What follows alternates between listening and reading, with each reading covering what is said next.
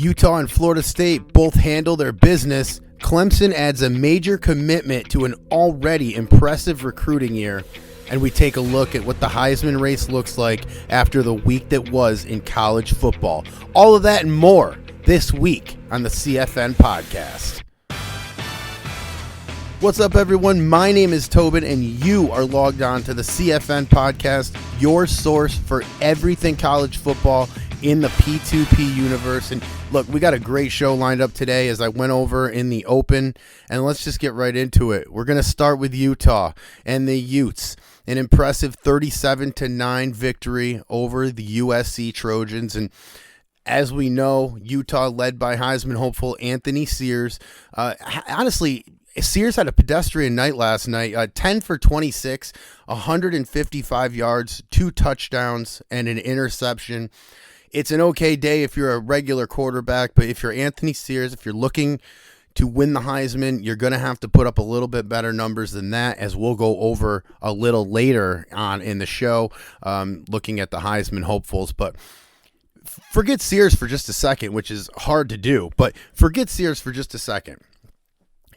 This Utah team is so dangerous because of the ability for everyone to step up when Anthony Sears and when other players that are very important to this Utes team, when they're not having a great night, other players, they step up, and they filled it last night, as you see in the Utah defense, not give up a touchdown at all to USC. And if I recall, I think USC's closest field goal, as they scored 3 field goals last night, was a 30-yarder, and then the other 2 were mid-40 range. So they weren't getting very close to the ball. And, you look at the other side of the ball there or the other side of the field, and you look at USC, and you look at the quarterback, sophomore Jason Russ, who, look, he struggled last night, okay? A 76.7 rating as he gets out of there. And, USC just overmatched by Utah. And Utah showing that, they got a better defense than most people think. Utah looking ahead next week, as they will be on the road. They'll be taking on UCLA. Now, as we move down the top 25 rankings, we look at the number 2 Seminoles.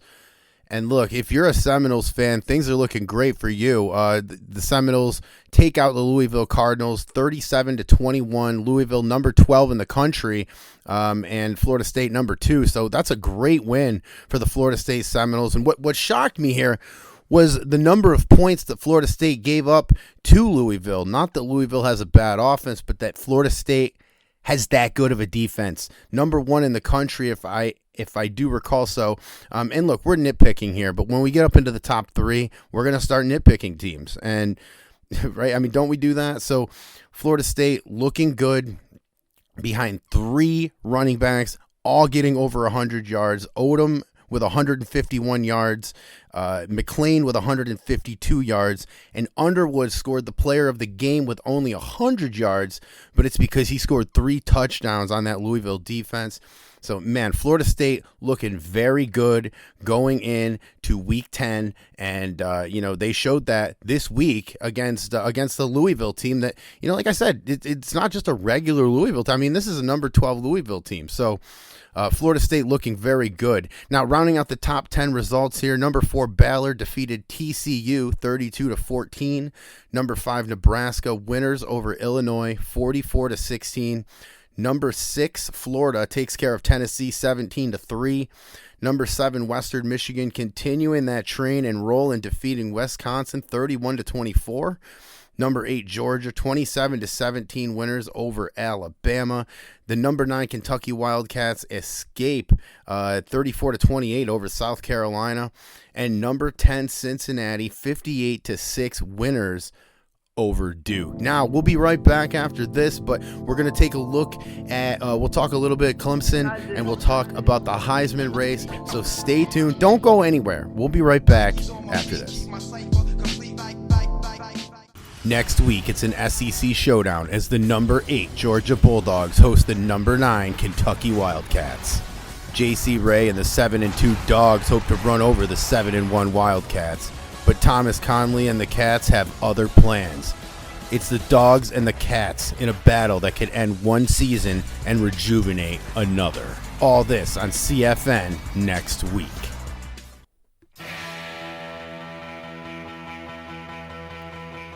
And we are back on the CFN. Tobin here with you. Thanks for not going anywhere. You know, I'm trying to do this thing. I'm trying to research some stuff. I appreciate you guys listening. And the people that are not going to appreciate me talking probably reside in South Carolina right now. Let's talk a little bit about Clemson. This week, they added number 2 overall prospect, Michael Carr, who spells his name funny, the top-rated quarterback prospect from Xenia, Ohio. Look, Carr's a charming guy, okay? When you meet him, I mean, he says those right things. He has a high football IQ. He's got a high grade point average in school.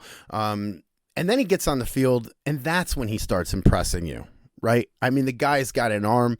Every college coach in the country salivating over this kid, and he picks Clemson. He's going to Clemson. And look, Carr, to me, feels a lot like the hot girl at prom, right? And Clemson is the guy whose dad might own like a big business in this small town that we're building up here fictionally, right? And let me explain. Now, we all know everyone wants to be associated with Carr. Everybody's trying to slide in his DMs. Everybody's trying to get him to say yes to them. And look, Carr only has one choice. He can choose one team. So this makes Carr the hot girl here. He's got a lot of suitors coming in. But here's the thing.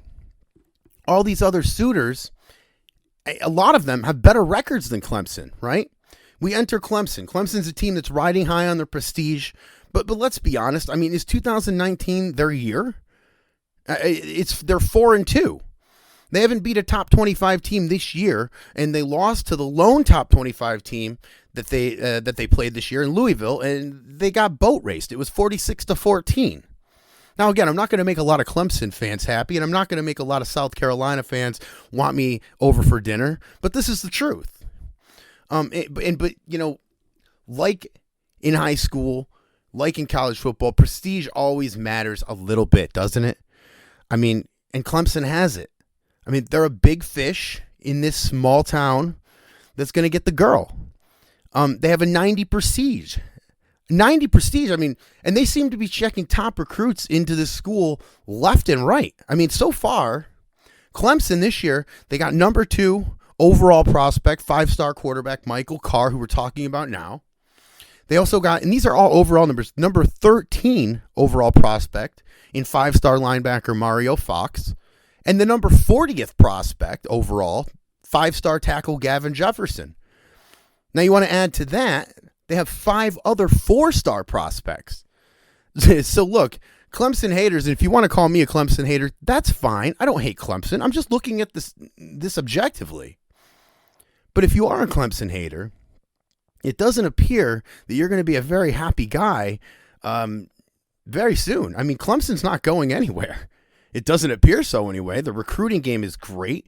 It's run by head coach Tommy Hebert, who isn't going anywhere soon. So it's an interesting thing. You know, you got a 4-2 team that's racking up these recruits, and good for them. It's just it's an anomaly that I see, and it's something to look after. Switching gears here, we're going to look at the Heisman race before we get out of here. Mark White leading the Heisman from Cincinnati, 3,243 yards, 36-7 touchdown to interception ratio. So Mark White is doing well. This week he went 12 for 16, 255 yards, 4 touchdowns and an interception. So Mark White actually out of the top 3 Heisman contenders, Mark White did have the best week. Now, Kelso had a week off for Virginia. He's in second right now, 2,896 yards, 33 touchdowns to 6 interceptions. And Sean Montano from USF, 2,232 yards, a 23-7 touchdown to interception ratio. And look, I mean, Montana went 12 for 24. He had 114 yards, no touchdowns and 1 interception. Montano not doing well in a loss this week. So, and another guy that I like to check up on, David Thomas. Yes, the inventor of the square hamburger. No, not that Dave Thomas. But from Florida, someone I think that should actually be included into maybe the 4th ranking here. 2,600 yards, 29-5 touchdown interception ratio. And this week he went 21 for 30, 228 yards, and 2 touchdowns, 2 interceptions. So it's going to be a really interesting race here for Heisman as we go down, and also a race to see who's going to make the college football playoffs. We are going to be here. College Football News, we put out a newspaper every week that you guys can check out. And now I think we might be doing this as well, depending on how you guys like it. Just let me know, as they say on YouTube, leave your comment in the chat. But just let me know if you like this, and let me know if it's something that I should continue. I have a good time doing it. But yeah, that's it. So that's our show, guys. I didn't really write an outro here, so I'm just going to end it. But we'll see you next week, I guess.